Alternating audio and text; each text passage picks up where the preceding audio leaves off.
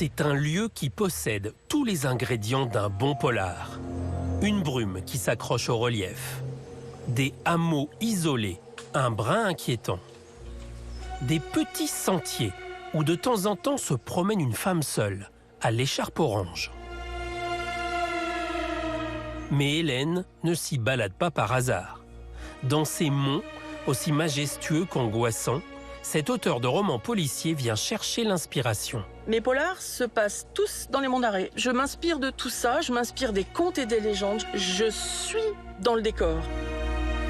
Mais ce n'est pas la seule spécialité d'Hélène. Cette passionnée de cuisine écrit des romans policiers culinaires. Aujourd'hui, la Agatha Christie des fourneaux nous mijote un plat aussi simple et efficace que ses histoires.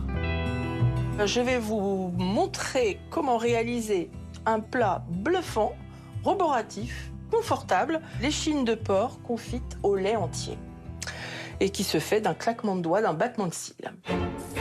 Comme dans tout bon polar, il faut d'abord une victime. Hélène commence par faire cuire son échine de porc dans du beurre. C'est une viande qui est ancrée dans le territoire breton, ça c'est sûr. Et c'est surtout ici un morceau qui est un morceau peu cher, qui est très persillé avec pas mal de gras. Le gras, tout le monde sait ça, c'est la vie. Et on laisse griller. Il faut vraiment que le morceau soit doré sur toutes les faces.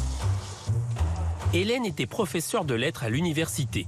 Elle s'est mise à écrire des romans il y a quelques années. Des polars gourmands, comme elle dit, où la cuisine a une place importante dans le récit. Réfléchissons tous. Quel est le moment où on parle le plus? À table. On cuisine tous ensemble, on parle à table, et quand on épluche des légumes, si on est plusieurs dans la même pièce, on discute. Les polars sont des polars gourmands et se passent autour de la table. Chacun va chercher dans son assiette ou dans un livre, finalement, ce qu'il veut bien y trouver. Et puis, il y a cette liberté-là qui est formidable. Et le livre, aujourd'hui, tout comme la table, fait du lien. Allez, on reprend notre intrigue. Côté personnage secondaire, voici les oignons de Roscoff. On va éplucher des oignons qu'on va rajouter. On les coupe pas, parce qu'en fait, c'est vraiment une recette de feignant. On met le morceau entier et on va mettre les oignons entiers. Comme c'est une cuisson longue, si on les coupait, on les retrouverait plus au bout de la cuisson. Ils seraient complètement fondus. Or, ce qui est intéressant, c'est de les avoir dans l'assiette, d'avoir des petits morceaux. Donc ici, ce sont des oignons rosés de Roscoff. Donc c'est la fierté du Finistère Nord. C'est couplé à une tradition qui, aujourd'hui, bien sûr, est désuète, mais qui reste encore dans les mémoires. Les producteurs d'oignons, une fois que les oignons étaient ramassés, partaient une fois l'an. Ils partaient les vendre en Angleterre. Ils chargeaient des barques entières d'oignons et ils traversaient la Manche pour aller les vendre de l'autre côté. Et comme ils s'appelaient tous Jean à l'époque, puisque c'est quelque chose qui date du 19e siècle et du début du 20e siècle, les Anglais les appelaient les Johnnies. Citron, cannelle, feuilles de sauge. Plus la recette avance, plus il y a de suspects.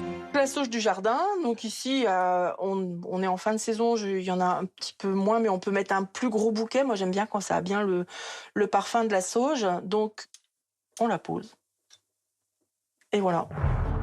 Mais attention, rebondissement en fin de recette avec un nouveau personnage que l'on n'avait pas vu venir, le lait, qu'Hélène verse délicatement. Ça vient directement de la ferme. Il vaut mieux éviter le lait demi-écrémé ou écrémé, parce que ça sera un petit peu moins crémeux. Jusqu'à la dernière goutte. Enfin, l'arme du crime, un four à bois pour toujours plus d'authenticité. Ça, c'est une cuisinière à bois qui chauffe toute la maison et qui permet de cuisiner. Et là, ici, on a un four. Dans un four ménager, ça fonctionne très bien. Entre 120 et 140 degrés, suivant la cuisson du four, pendant 2 à 3 heures. Et ben voilà, à table. Et voilà, fin de notre intrigue.